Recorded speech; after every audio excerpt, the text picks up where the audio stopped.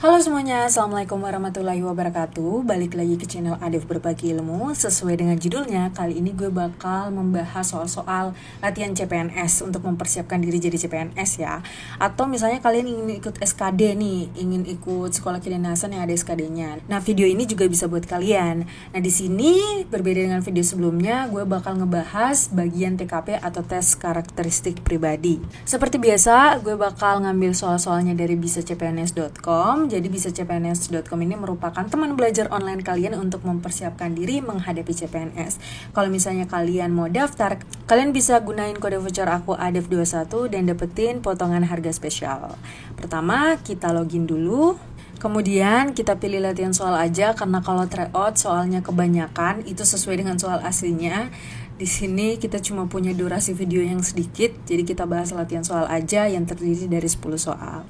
Kita pilih latihan soal TKP 001, kita mulai. Soal nomor 1, temanya pelayanan publik. Ketika Anda melihat pelanggan yang kesulitan mengisi formulir, maka yang Anda lakukan adalah A. Mengizinkan untuk membawa formulir tersebut untuk dibawa pulang dan diisi di rumah. B. Bersabar menunggu sampai selesai. C. Memintanya bertanya kepada pelanggan lain. D. Meminta satpam membantu. E. Memandu cara pengisian formulir tersebut. Nah, di sini kalau kita sebagai pelayan publik tentunya kita harus melayani masyarakat.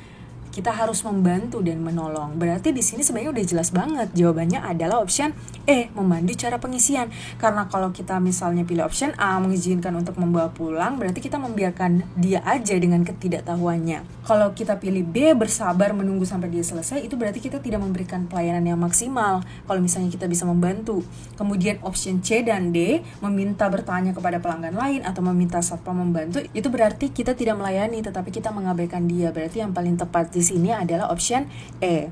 Kemudian kita lanjut soal nomor 2, temanya masih sama, yaitu tentang pelayanan publik. Anda sebagai seorang polisi, kemudian ada salah seorang yang meminta didahulukan dalam perpanjangan SIM karena hari itu harus menghadiri rapat penting. Padahal situasi saat itu perpanjangan SIM sangat ramai. Sebagai polisi, apa yang akan Anda lakukan? A. Tetap meminta orang itu untuk antri karena banyak juga orang yang sudah mengantri dari pagi. B. Meminta dengan tegas agar orang tersebut untuk tetap antri. C. Meminta orang itu untuk ikut sesuai aturan yaitu antri. D. Tidak peduli dan tetap memaksa orang itu untuk antri. E. Meminta petugas untuk mendahulukan orang tersebut karena merasa kasihan. Nah, di sini sebagai pelayan publik, walaupun kita bertugas melayani masyarakat, kita harus tetap sesuai aturan, yaitu sesuai dengan nomor antrian. Jadi yang paling tepat adalah meminta orang tersebut itu untuk tetap ikut antrian. Menurut aku yang paling tepat adalah option Charlie. Kalau misalnya kita memilih option B, meminta dengan tegas, walaupun itu memang benar ya, meminta dia untuk tetap antri, tetapi kalau kita bahasanya meminta dengan tegas, yaitu agak mungkin bisa dibilang kurang sopan ya. Walaupun kita melayani kan kita tetap harus sopan ya kepada masyarakat. Jadi mungkin ya yang paling tepat, yang mungkin lebih tinggi nilainya adalah meminta orang itu untuk ikut sesuai aturan, yaitu antri. Sekarang kita lanjut ke soal nomor 3. Tema jaringan kerja. Budi ditunjuk sebagai kepala bagian marketing. Sebagai kepala bagian, ketika membagi tugas, sebaiknya Budi A. Membagi tugas yang ada sesuai keinginan saya, berarti sesuai keinginan dia. B. Memperhatikan kompetensi setiap anggota. Kemudian C. Memperhatikan minat dan memberikan kebebasan kepada anggota untuk memilih. D. Mengutamakan tugas-tugas yang sulit terlebih dahulu. E. Memilih tugas yang sesuai dengan kompetensi saya. Nah, sebagai seorang pemimpin harusnya kita bisa adil dong ya dalam membagi tugas. Ingat, adil itu belum tentu sama banyak ya. Jadi kalau misalnya dalam tujuan membagi tugas, tentunya kita harus memperhatikan dulu kompetensi para anggota ataupun bawahan kita.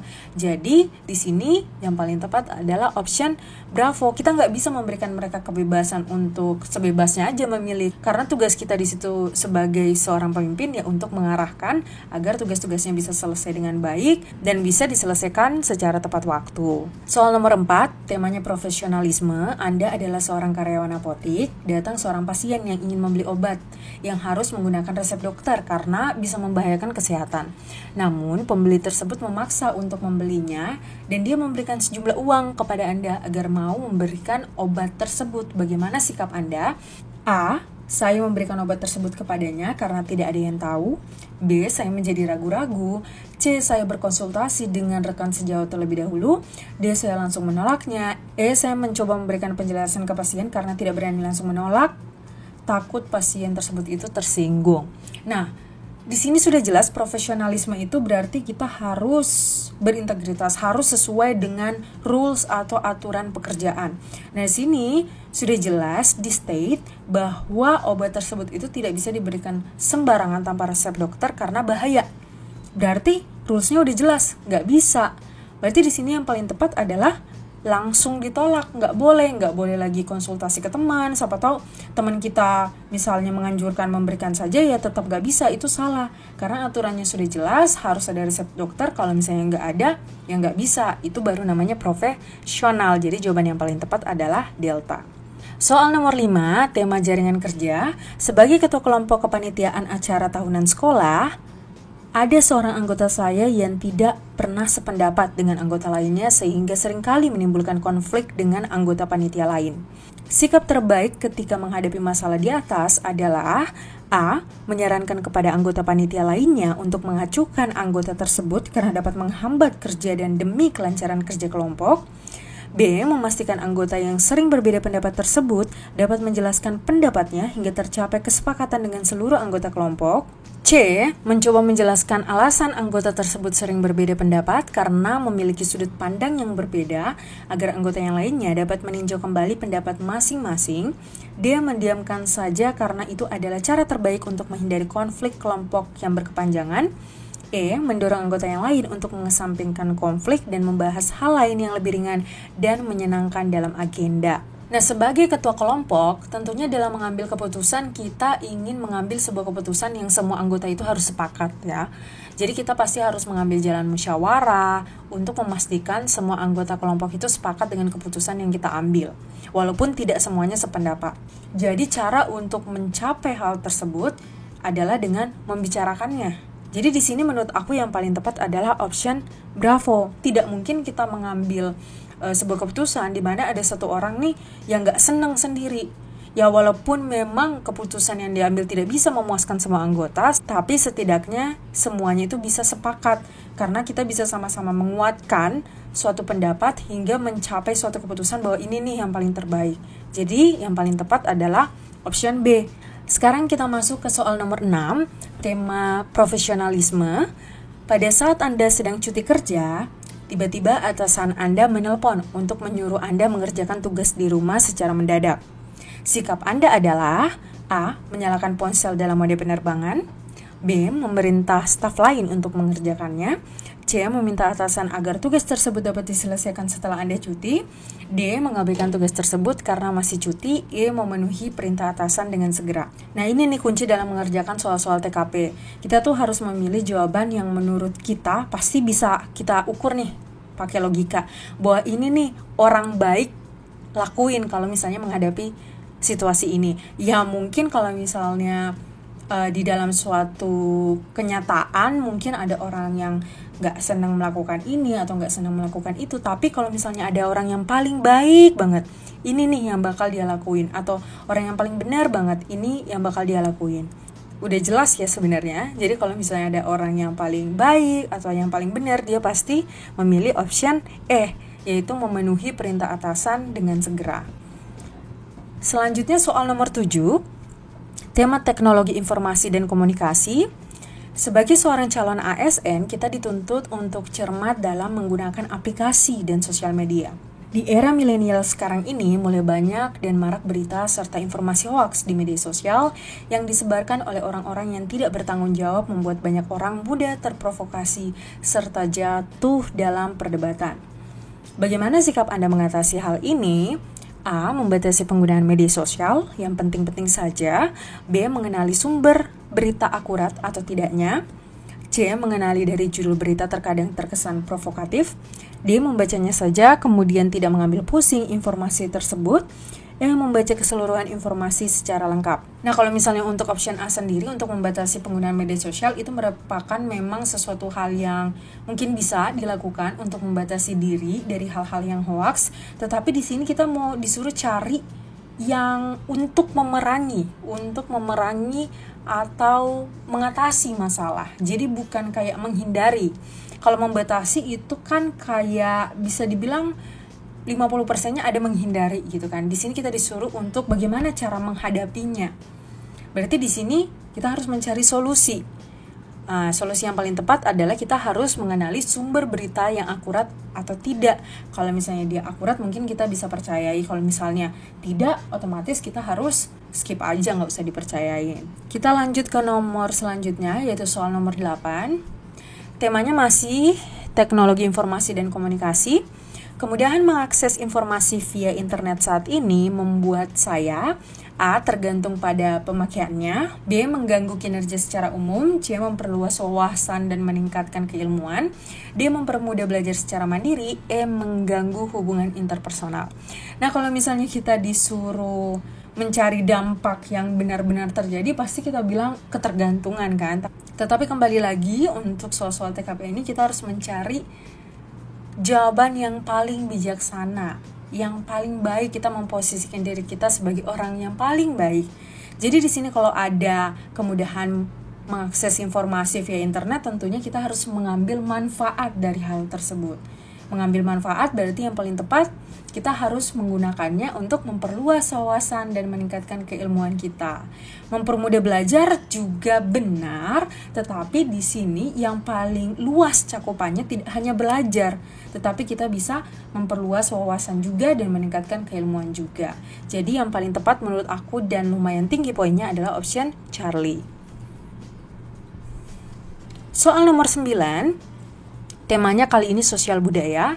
Anak Budi sebentar lagi akan kuliah di luar negeri, sedangkan ada budaya asing yang tidak sesuai dengan budaya Indonesia. Apa yang sebaiknya Budi lakukan agar anaknya tetap memegang teguh nilai-nilai budaya Indonesia? A. Memberikan pemahaman untuk mencontoh setiap perilaku anak-anak di negara maju. B. Memberikan keyakinan bahwa budaya negara Anda memiliki manfaat besar untuk dilakukan. C. Memberikan batasan-batasan dalam mengakses situs-situs budaya luar. D. Mencontohkan perilaku dalam kehidupan sehari-hari yang sesuai dengan Pancasila. E. Mencontohkan perilaku dalam kehidupan sehari-hari yang sesuai dengan Pancasila dan memberikan batasan-batasan mengenai kebudayaan asing. Option alpha udah pasti salah ya. Option B. Memberikan keyakinan bahwa budaya negara Anda memiliki manfaat yang besar untuk dilakukan. Bisa juga, tetapi menurut aku itu masih kurang tepat, masih kurang masih kurang untuk mencapai jawaban yang paling sesuai begitu. C. Memberikan batasan-batasan, mengakses situs-situs budaya luar.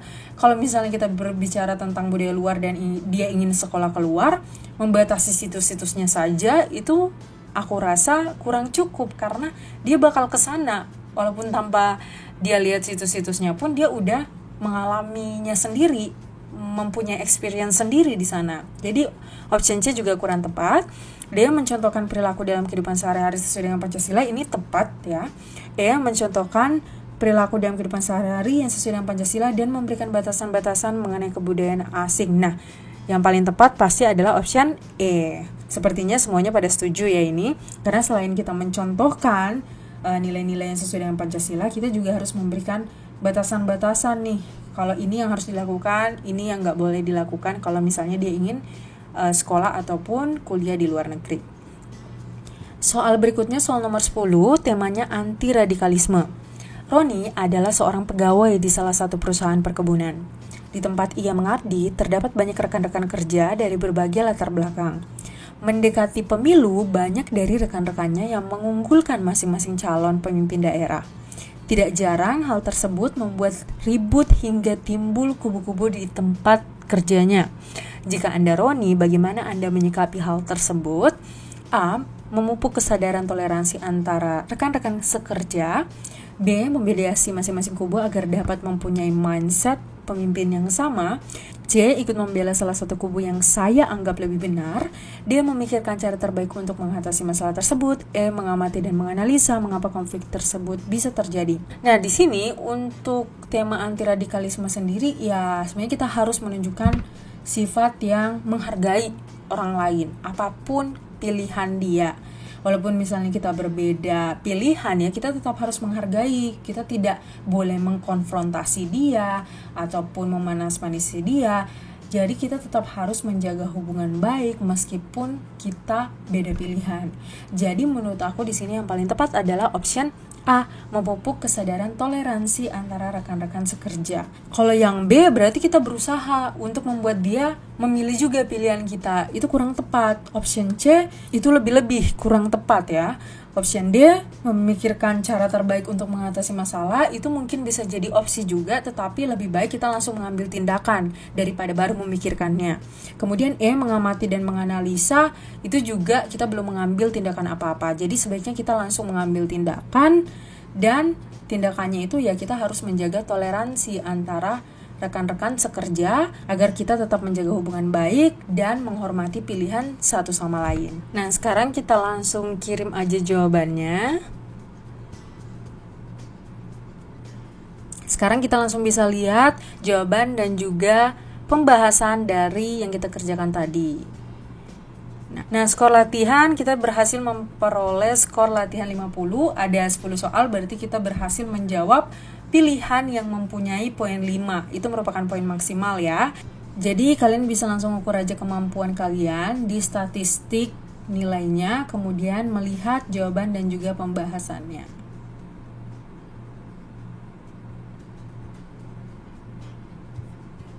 Oke, segitu aja dulu pembahasan soal pada kali ini. Jangan lupa untuk klik like dan juga tinggalkan komentar di kolom komentar di bawah.